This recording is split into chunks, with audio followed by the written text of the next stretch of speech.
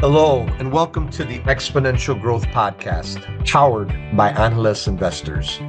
I'm your host, David Olivencia, co-founder of Analyst Investors, and a passionate advocate for leveraging innovation and technology to drive success.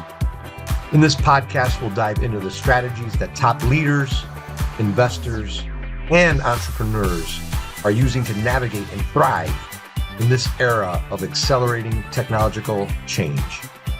Whether you're looking to lead more effectively, make smarter investments, or understand how to harness disruptive technologies for exponential growth, this podcast is for you. Each episode will feature conversations with visionary thinkers, industry pioneers, and innovative leaders who are redefining what's possible in today's rapidly evolving world. So if you're ready to start and stay ahead of this curve, let's get started. This is Exponential Growth.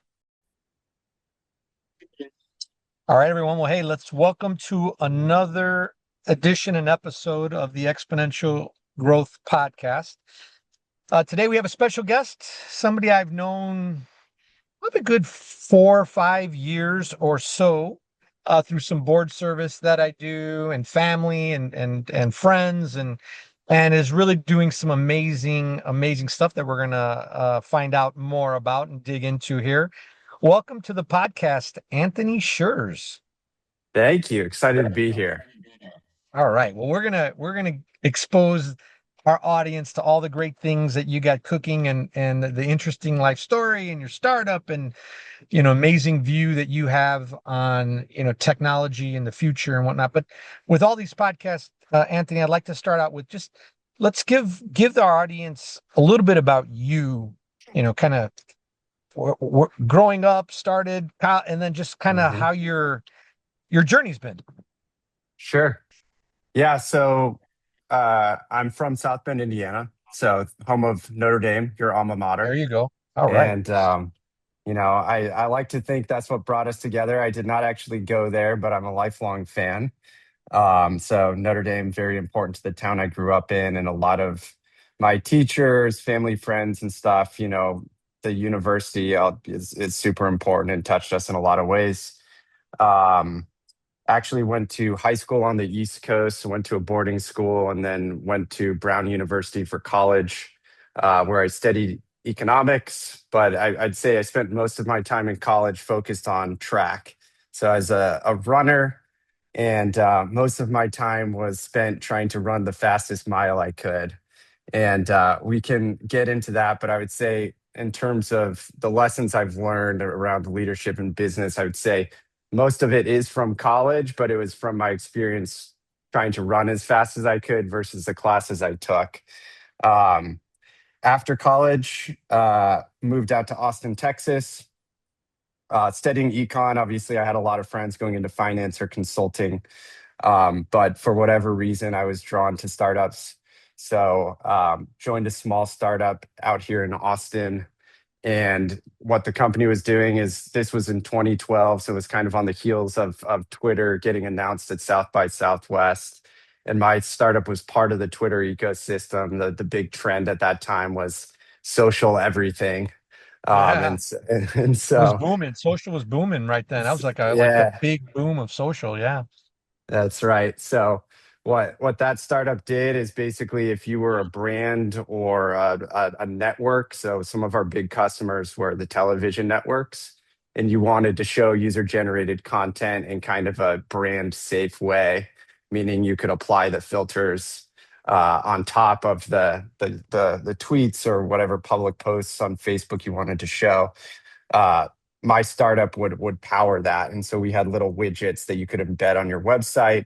There's an analytics tool. So if you were watching The Voice on Fox and you wanted to vote for a contestant, we could tally up the votes. I was a product manager there. So, going from a non-technical background as an econ major into a software startup, that was a rough transition. Happy to share my experience there. But needless to say, I had a very bad 1-year review at that company, and They kept me on. I didn't get fired or anything, but I would say that review really shaped me and really lit the fire under me to go figure out what I needed to fill my skill gaps, which were largely technical skill gaps. Um, so after that, moved out to California, got a job at Box.com. So worked for Aaron Levy, who's to this day one of my favorite entrepreneurs. He was an amazing guy to work for. I think about him and his leadership style all the time. After Box, went to SurveyMonkey, and was there for a while as well. I'd say when I was at Box and SurveyMonkey, I was kind of the same role, which is you have these big cloud freemium models. How do you mine the freemium base to try to extract enterprise sales signal, get them into the right marketing funnel, whether that's an online sales or enterprise sales motion. So I was on the growth team at SurveyMonkey, which was largely modeled after Facebook's growth team. So it was kind of constant experiments in the product, lots of pricing tests, stuff like that. So got an appreciation for this sort of testing culture there. Yeah, the whole kind of iteration. I mean, that's, I think a lot of people don't totally appreciate that. Who, if you're not really in the tech industry, just how much, whether it's all the tech companies, but Facebook, Google, just like this kind of like test, learn, adapt, implement, change. It just this constant testing, it failing, iterating, improving, and not being afraid to fail. I mean, there's something special about that culture that I think more conservative cultures don't necessarily get. Yeah, I agree. And there was a very close tie between Facebook and SurveyMonkey. The former CEO of SurveyMonkey is a guy named Dave Goldberg, who was married to Sheryl Sandberg. And unfortunately, Dave actually tragically passed away while he was CEO of SurveyMonkey. But there've always been these close ties. I think Sheryl Sandberg was one of the biggest shareholders of SurveyMonkey. And a lot of the kind of best practices that they developed at Facebook ended up trickling into SurveyMonkey in various ways. But I think, to your point, one of them was this sort of fail fast, test everything. And obviously, SurveyMonkey doesn't have the scale of a Facebook, but in terms of the different things we were willing to test and sort of the cultural acceptance of doing that was definitely there. So loved that. After SurveyMonkey, I was out in California for about 7 years, decided to come back to Austin with sort of that scar tissue from that annual review not being technical enough. And really the intention coming back, this was around COVID, partly a lifestyle change, and then partly just I felt like I had really developed a skill set that I wanted to come back and apply it. And for me, that meant getting back into startups. So moved back here, was kind of doing some networking, but actually met a guy, just a cold email of a founder here in Austin who was starting a company. And it was sort of, the idea was to build a modern business brokerage. And the tailwind or the trend that he was seeing was there's this wealth transfer going on between the baby boomers and the next generation, and there's basically this massive glut of assets that need to get passed on. And sort of the theory is, and I'm sure you're well aware of all of this, is do those businesses, these Main Street businesses, service businesses, independent companies, do they get gobbled up by private equity, or do they find a new owner operator, and kind of what are the implications of that? So we started a business brokerage. It was called Beacon. I came on to run marketing, but eventually ended up becoming the general manager of that business unit. Our founder had gone off to start a buy-side service offering. So we were kind of I was on the sell side, he was on the buy side. Long story short, he won out and that company's now fully focused on the buy side. Some of my old team is still around, but that's now a buy side fund called American Operator. And then, but basically one of the big lessons I learned while building Beacon, and we were talking to a lot of American business owners, was kind of, I was really surprised the really the information asymmetry that we discovered, in so much as we met a lot of owners who've been working in their businesses for decades, really, really skilled operators. Then there's some sort of life event, and they haven't really taken the time, mostly because they're so involved in the day-to-day of the business, to take a step back. What's the succession plan? How much is this asset worth? And then there's some sort of triggering event. It could be health or otherwise, or partner dispute, divorce, that all of a sudden triggers a sale and they're caught flat-footed. Yeah. But the insight was like, this is making up for these owners the vast majority of their net worth, and they're not doing the best job tracking it or managing it to the desired outcome. So all this is to say, I left Beacon and started a company called Halcyon. The whole goal of our company is to reduce this information asymmetry between the buy side, private equity, and others, and the sell side, the owner operators in America. And the way we're doing that is by making business valuation insights really easy to access, really easy to consume, and really easy to revisit. So we've built a technology that basically democratizes valuation insights to private owners. We've been at it for about 2 years now, and it's been super fun. Yeah, well, it's an amazing story, amazing journey, and there's a couple of, call it, similarities or synergies. Not many people know this, but when I was in eighth grade, I ran an AAU nationals, and I placed, like, I think, sixth or seventh in the 400 when I was in eighth grade in Pomona, California. It was like my Yeah. first plane trip. I think, and I don't even know how the hell my dad was able to afford it. We figured it out. And then when I was in high school, I was on the Indiana State Championship 4x100. I was the first leg, Yeah. and we and I was moderately fast, obviously, but our anchor, the fourth leg, or the anchor of the relay, he was a state champion in the 100 and 200 for like 2 or 3 years. So he was really, really fast, and that helped.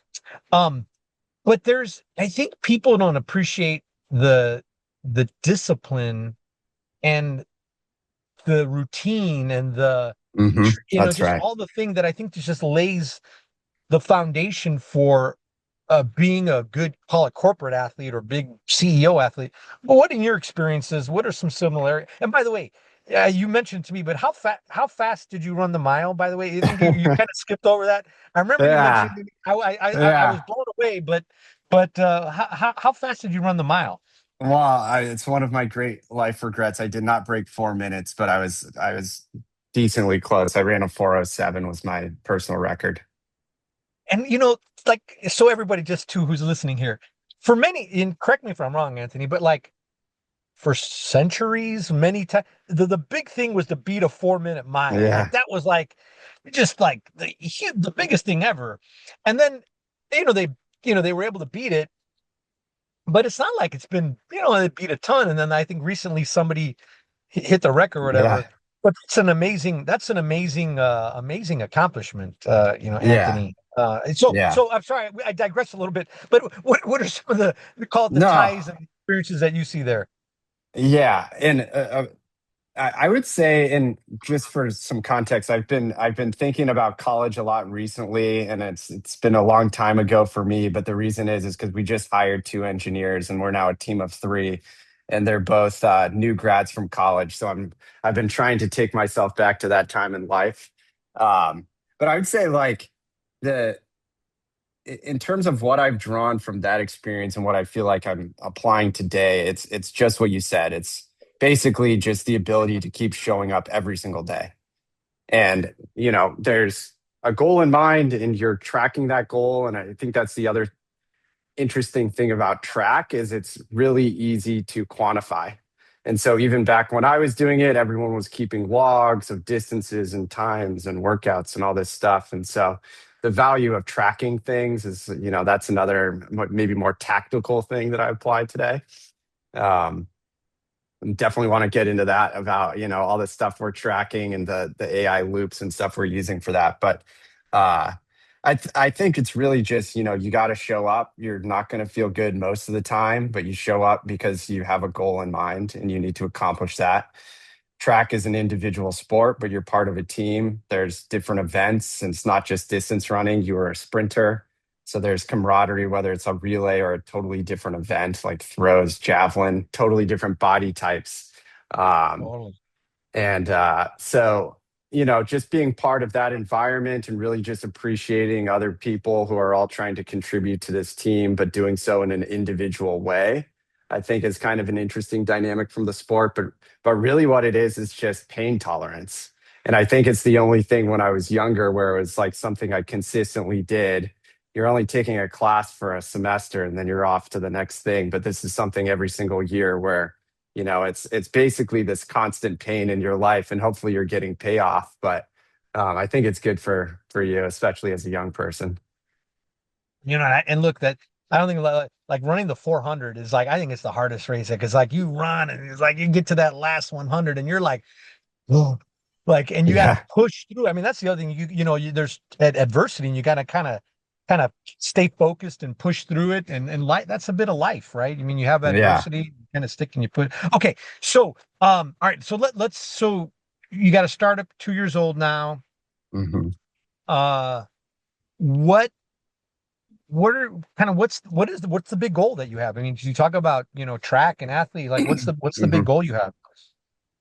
Yeah, so I'm sure you talk to your founders all the time. I think the overarching goal, I'd say our mission is really just to kind of close this gap that kind of I encountered at my last company, which there's these great owners who are working really hard. This is really important for their communities, their lives, their families.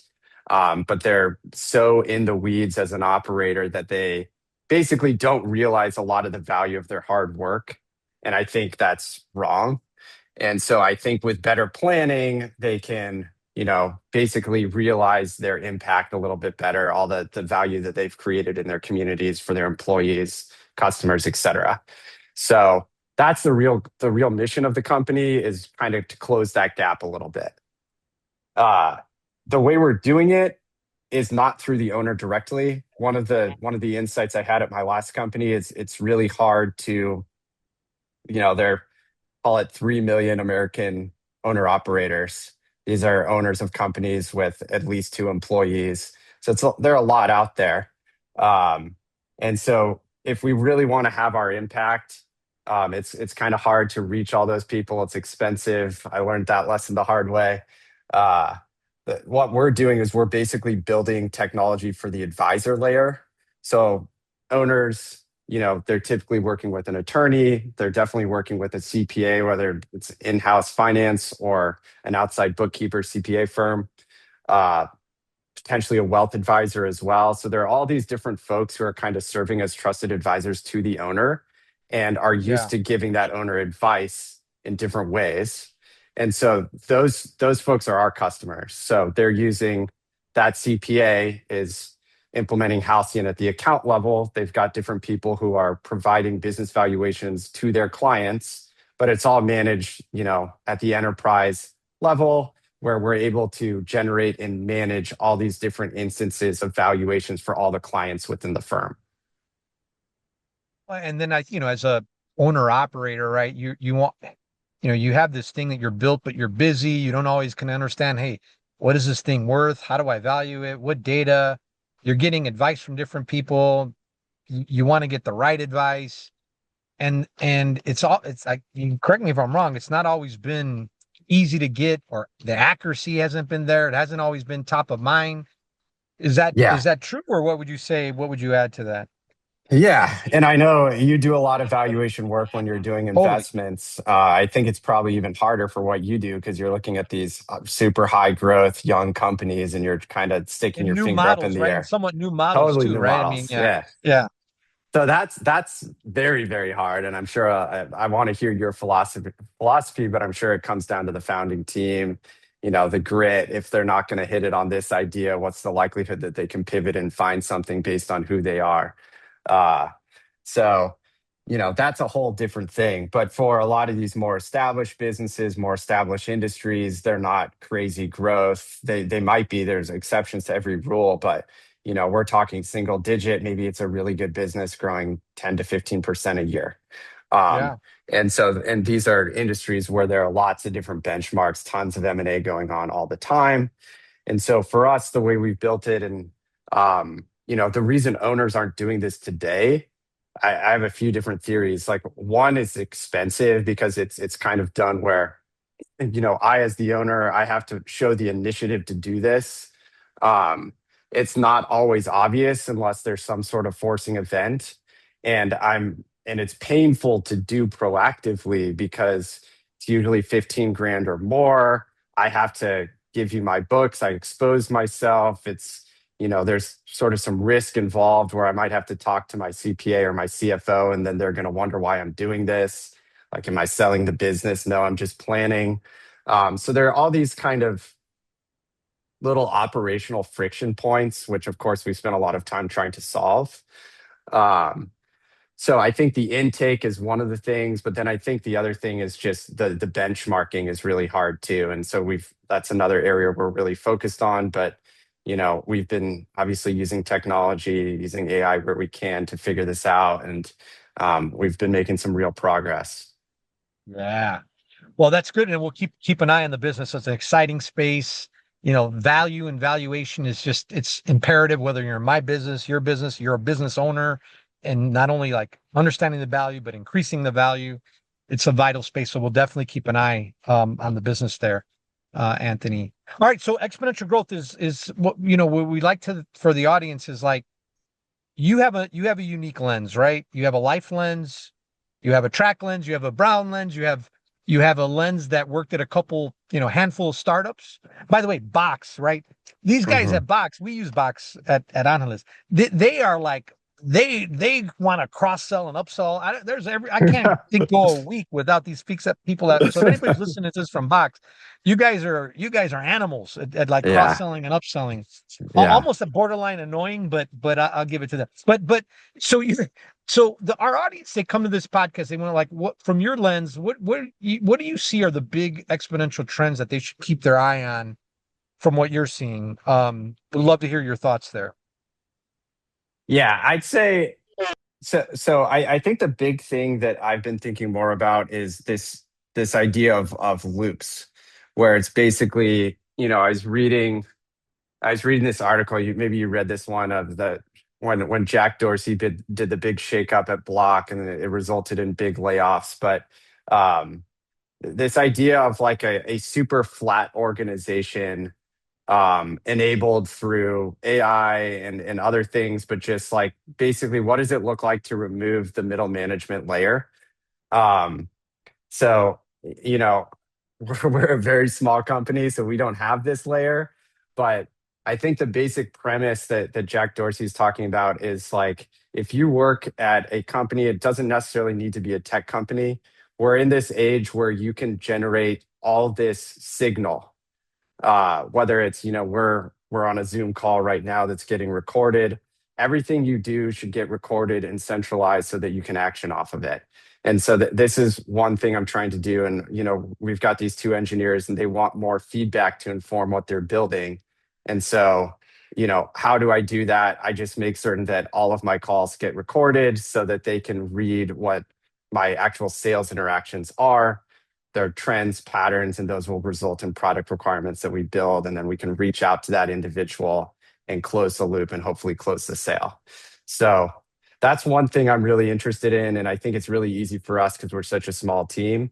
It's really easy to make changes quickly.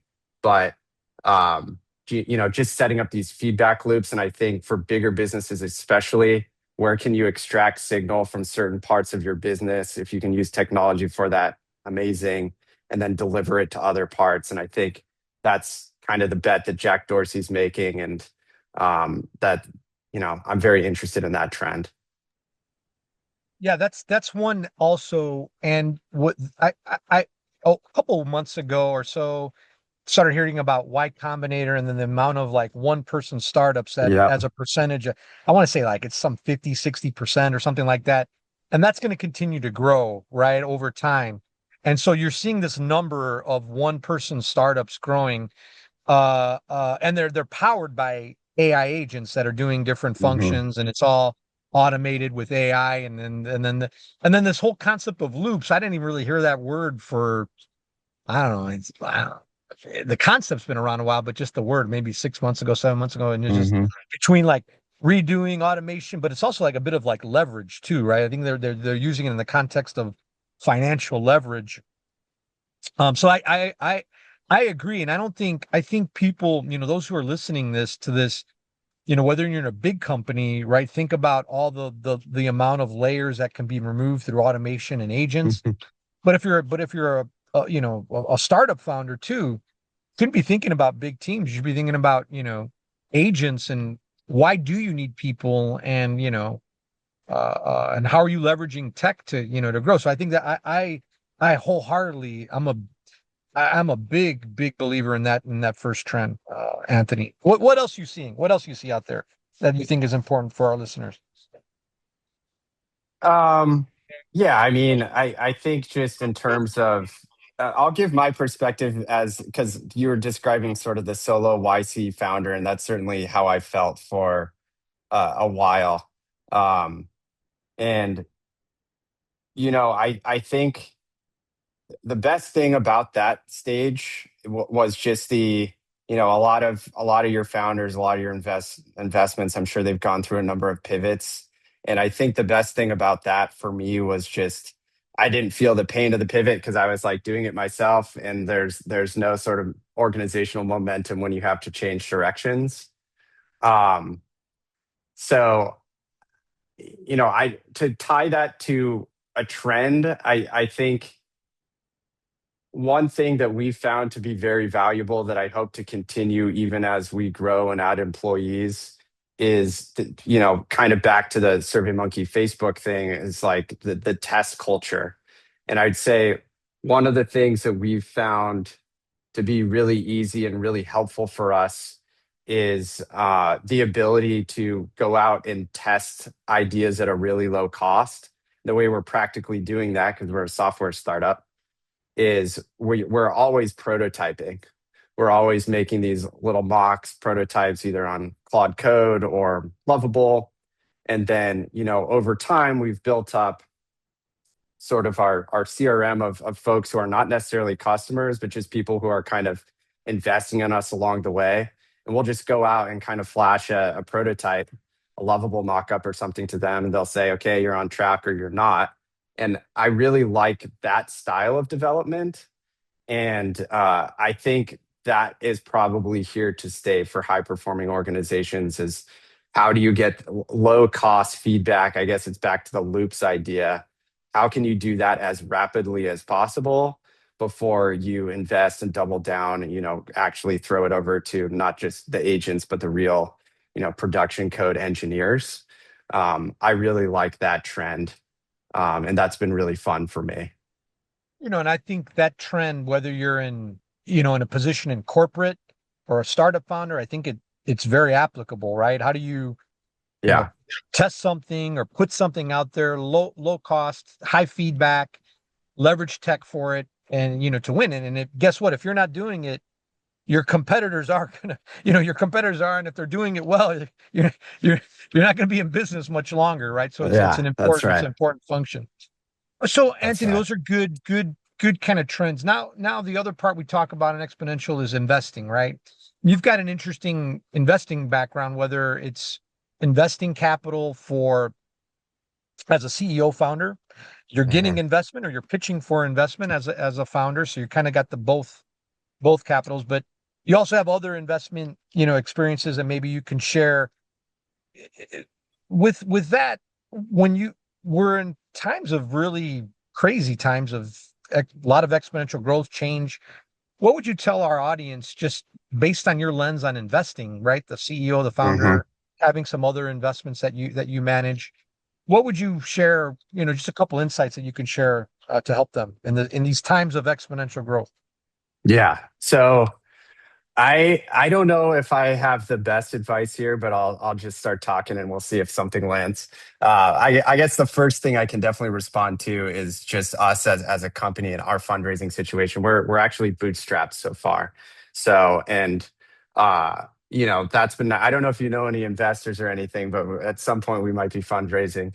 Uh, but I think the bootstrapping has actually been a huge asset to us right now because that capital constraint has really made a lot of these decisions that I make on a day-to-day business, day-to-day basis feel a lot more acute, and I'm really forced to weigh the trade-off where, we'll say my last company where we were a little bit better capitalized, I wasn't always thinking that way. So that's been one thing, and I think obviously at a certain point we'll once we strike upon the business model and feel good about our sales playbooks and all those things, we'll probably want to go out and raise. But I would say that's been fun for me early on, kind of just operating a bootstrap company. Um, Investment, I'd say in general, obviously I'm pretty risk on. That's why I'm doing what I'm doing, bootstrapping and not drawing a salary. Uh, so I would say, for me personally, I've tried to balance my risk on with the business with a fairly less risk on outside portfolio. I wouldn't say I've made a terrible number of private investments, although I guess I've got exposure in various ways, but direct investments, I should say. Um, One of my hot takes that I think would be fun to talk about is I think a lot of software public equities are oversold at this point. Um, I think there are some companies that are really great enterprise sales companies that are really. I think there was this thing, what, like a year and a half ago, where everyone's like, "I'm going to The vibe SaaS code my." apocalypse, like about Yeah, a that year SaaS ago, about a apocalypse. year I'm going ago. to Yeah. vibe code a CRM or an ERP, and like I don't Yeah. think we've seen that happen. So if there's, now that we know, I'm fairly confident for these really big enterprise software players. No one's trying to vibe code this stuff. So, maybe there's some value still of the oversell that occurred. But that I think that's my only hot take right now. Oh, it's funny. Yeah. I mean, and look, I grew up in the implementing ERPs, which are Yeah, enterprise resource planning for yeah. those who aren't. These are these big systems that run human resources that are the guts of every financial transaction, every sales customer, every inventory product, like these systems that have all this stuff and they've been built over many years and they have many nuance. Yeah. Look, I'm a big AI person. I get it. But a lot of people, oh yeah, just AI, oh, it can call it, and it's gonna like maintain it and maintain the Yeah, that's security right. and if something breaks, who's gonna fix it? So I Yeah, think it was very overblown, and in companies like Salesforce, I tend to agree with you. That now I think some of them too, and it depends, right? Adobe, they're not as much in the guts of they create some hmm graphical stuff. I think that might be a little bit more exposed. hmm But the stuff I call it the enterprise resource with the data, I think it's but it's an interesting time. We'll see how it plays out. So tend to agree with you there, Anthony. Yeah, and I think to the extent you would be bearish on a company like Salesforce, the reason I would be bearish isn't so much that your large enterprise customer bases are going to build and maintain their own CRMs. That's, in my opinion, a bad business decision. Even if you have great engineers and resources for it, why not focus on what you're good at? Focus on what makes your beer taste better. That the classic saying. But to the extent there's pressure on these companies, is because obviously Salesforce and others have a great business model. They make a lot of money, and so you as a startup, folks like me with a couple engineers in a small office, you're going to pursue the attractive categories, and if you can be AI native, super agentic, maybe you can start chipping away at these attractive categories. Of course, Salesforce is also just going to acquire everyone that they want to acquire. So it's kind of an interesting thing to watch and follow. But yeah.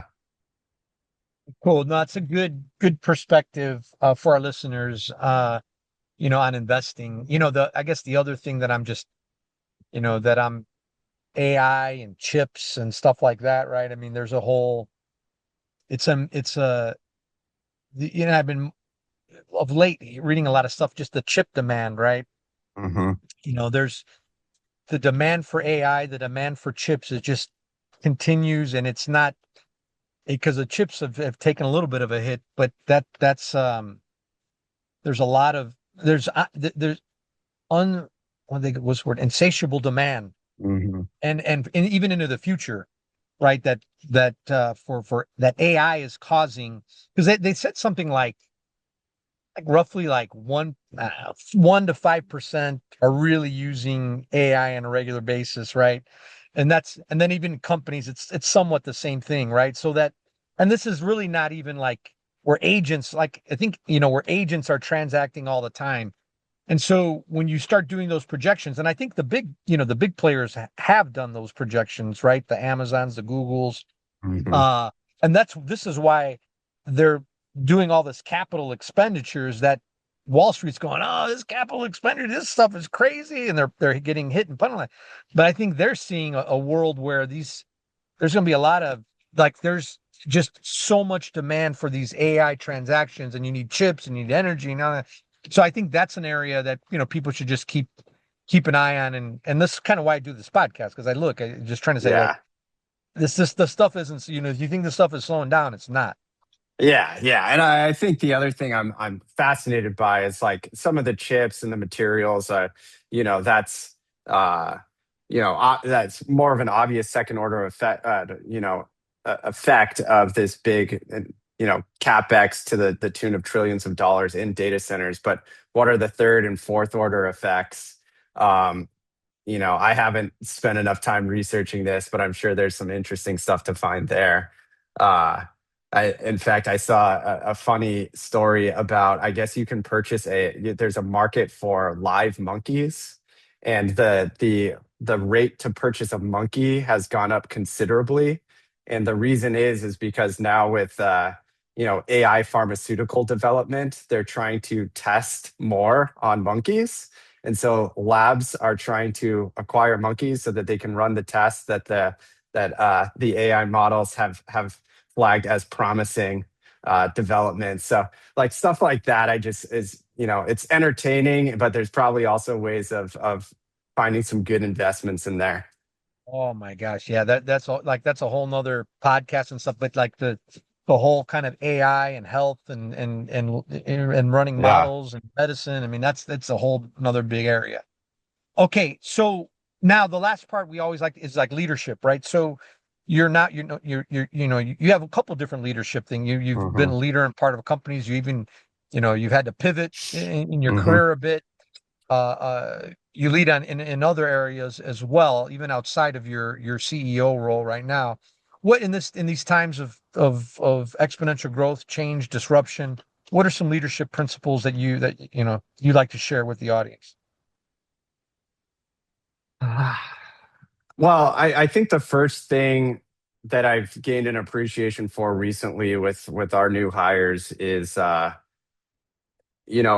really think having just I'm sure there's some principles that we can talk through. I'd love to hear your leadership principles, but I think for me with our team, like what I think about a lot is just the individual, and like, it's as far as your vision for the company and all of that, uh you know that's important, but a lot of my day to day is just like coaching individuals, trying to understand what they care about, what their incentives are, and then playing to those things. So my first tip would be that it's not one size fits all, and that you need to understand at the individual level what gets people going, what motivates them. That's a little bit of a cliche, but I guess in terms of the leadership style that I've always respected and that I try to model myself after is just like, especially at a startup, it's just hard work, like being in the trenches. We have a very small office. We're in person. So just trying to show up every day, making certain that my team's hearing all of my sales calls, that they understand like, what people are saying about our product. But really it's just, bringing my energy to work as much as I can. Um, and I think the other thing that gets talked a lot of on these tech podcasts is sort of the idea of the man in the arena. That's the Teddy Roosevelt. That's kind of the style of leadership of just like being willing to put yourself out there, make mistakes. What's the worst that can happen? You have to pivot. You wouldn't be the first. But just being honest about things, communicative, transparent, and then really understanding your team down to the individual level where you're not just speaking in cliches, where it's like, I know this person cares about this. And so that's how I'm going to approach and frame my conversations with this individual. Yeah, I love that. I love the Teddy Roosevelt thing, right? There was I think it was on History Channel. They had his bio and all that kind of stuff, and phenomenal. And then now I'm like wanting to go to the Dakotas where his presidential library is, and check that out. But that's I'll go start there and work backwards. I think putting yourself out there, like it is like this podcast, right? I make mistakes. It's not perfect. There's little things in there, but you gotta, and it goes back to even the survey. You gotta try something, test it, see if it works. Mm-hmm. And it's also, I think, to our track roots, it's like you're continuously improving. Because I'm sure you ran a 6-minute mile, then you ran a 5-minute mile, then you're training and you're doing, and you're trying something with your workouts and here and there. So I think that is definitely something that I think is important. To your first point, I think it's vital, right? That's probably like one of because it's a when you have teams and you're leading, like you want that person to be like, call it like Maslow's hierarchy of needs, right? Yeah. Where you're at the very top. That's right. And you're coming to work every day and you're the happiest, you're the most motivated, you feel like you're feeling your life's purpose. You want to help. You don't even feel like it's work. You're just in it, and you don't even need to be told what to do. You just need somewhat direction, but you're just loving it. It doesn't feel like work. You'll work a weekend, you'll work an evening, whatever. Obviously, you don't want to work too much, but I think that is a vital part. And I don't think it doesn't matter what technology comes from now for the foreseeable future. Humans are going to always want that. So I think that's a great part. Yeah, I've never really thought about it, but self-actualization is at the top of the hierarchy, right? And so that's been the most fun thing for me in the last few years is, we're both very fortunate where everything on the bottom rungs have pretty much always been in place, at least for me personally, shelter, food, all those things, sense of belonging. But I feel like, this recent journey where I've finally taken the jump to be a founder, that's where I've started to get to that self-actualization. And so if I can share some of that with my team and in turn that gets them motivated, then I think that will, I'll consider that a win from a leadership standpoint. And yeah. Well, look, it makes work fun. It makes life fun, right? I mean, look, we wake up every day. We want to make a contribution to society, a contribution to the world. You're doing it with people. You're doing it with a team. You all want to wake up, right, feeling that, hey, we're loving what we're doing. We're in this direction. And you look at a lot of these major companies, right? This is why they focus on culture so much, right? And just like, what is the culture? What do we believe in? And all that kind of stuff. So it's an important leadership principles there, Anthony. Yeah. I think that stand the test of time. Anything that you want to, anything as it relates to exponential growth in those 3 areas you want to leave our audience with before we drop? No, I mean, I think if there's one thing I would leave you with, it's just like the willingness and the love to test. And I think it's easy for me in my situation right now with our team and the fact that we don't have a ton of customers, but that's something that when we start to grow and scale, that's something that I'm going to remind myself of. And so um, it's such a fun time right now. There's so many different things you can do, and especially in business models where there are things that are working or things that are known that need to be fixed. It's like, just come up with a theory, make your prototype, collect your signal, start running these tests, figure out what you can do, and yeah, it should be really fun. So thanks for having me. This is my first podcast, but I listen to a lot of podcasts, so it's kind of fun to be a part of one.